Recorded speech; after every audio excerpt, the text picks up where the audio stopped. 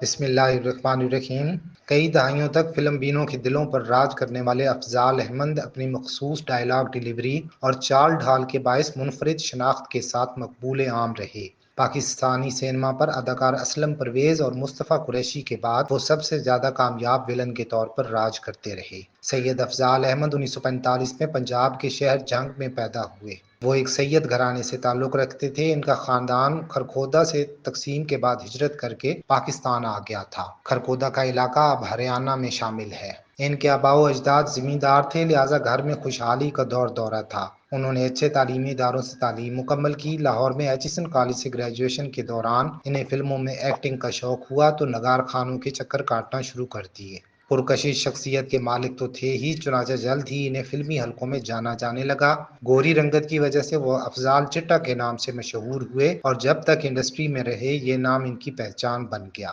افضال احمد کا گھرانہ چونکہ مذہبی تھا، اس لیے خاندان والوں نے ان کے فلموں میں کام کرنے کی شدید مخالفت کی، مگر انہوں نے اپنے گھر والوں کی مخالفت مول لے کر بڑی اسکرین پر چمکنے کا ارادہ کر لیا۔ اداکاری میں انہیں پہلا break through P T V Lahore کے پنجابی ڈرامے چے برج لاہور دے سے ملا۔ یہ پی ٹی وی کی مشہور سیریز کاروان سرائے کا ایک کھیل تھا، جس کے مصنف اشفاق احمد تھے۔ اس ڈرامے میں افضال احمد نے ایک 50 سالہ بوڑھے کا کردار ادا کیا، جبکہ خود ان کی عمر اس وقت 18 سال تھی۔ اس کے بعد انہوں نے ٹی وی اور تھیٹر پر خود کو مصروف کر لیا۔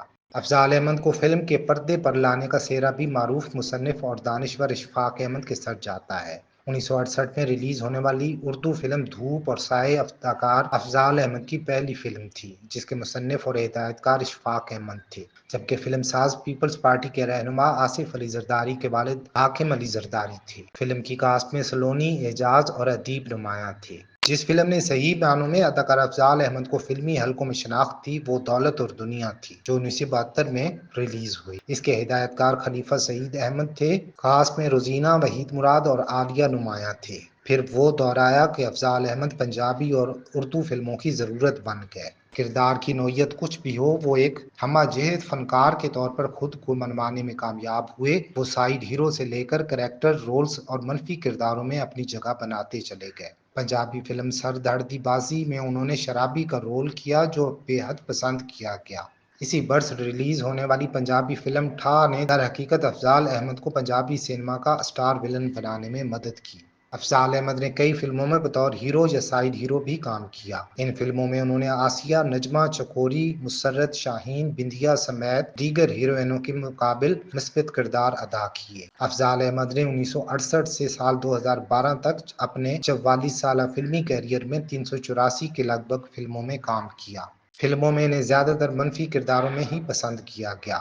ان کی بعض فلمیں اور کردار ہمیشہ کے لیے امر ہو گئے۔ ان کی ایک فلم انٹرنیشنل گوریلے میں ادا کردہ سلمان رشدی کا کردار کوئی بھی ایکٹر قبول کرنے کو تیار نہ تھا، لیکن افضال احمد نے شدید مخالفت کے باوجود یہ کردار قبول کیا۔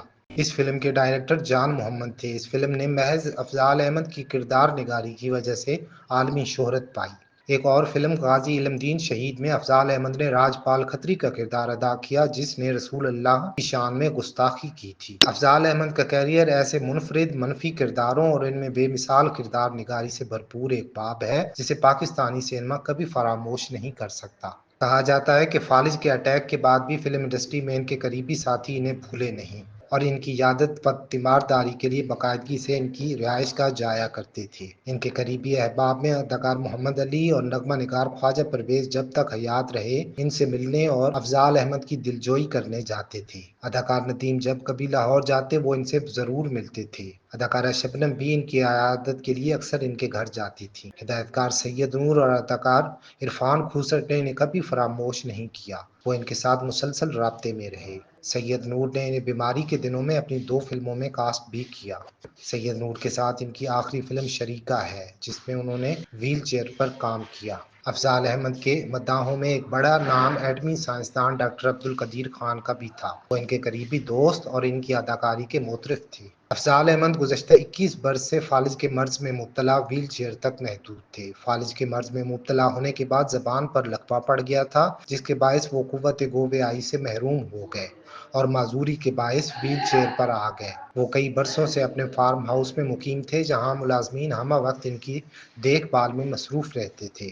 ملازمین کی تنخواہیں اور دیگر اخراجات ان کی بیٹیاں ادا کرتی تھیں۔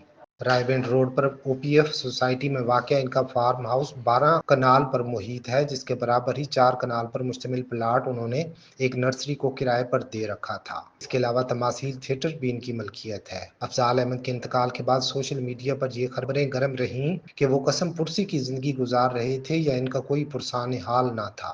حقیقت تو یہ ہے کہ طویل بیماری کے دوران بھی ان کی بیٹیوں نے باپ کی دیکھ بھال میں کوئی کسر نہیں اٹھا رکھی تھی۔ ان کی نجی زندگی کے بارے میں بہت کم لوگوں کو علم ہے، یہی وجہ ہے کہ ان کے انتقال کے بعد اس طرح کی افواہیں گردش کرتی رہیں۔ افضال احمد کی شادی کیریئر کی شروعات میں ہی ان کی فیملی میں کر دی گئی تھی۔ یہ شادی ان کی والدہ حمیدہ بانو کی مرضی سے ہوئی۔ دراصل افضال احمد کے والد دور جوانی میں ہی انتقال کر گئے تھے اور ان کی پرورش والدہ نے کی تھی، لہٰذا وہ اپنی والدہ کا حکم نہ ٹال سکے، لیکن افضال احمد اس شادی کے لیے راضی نہ تھے۔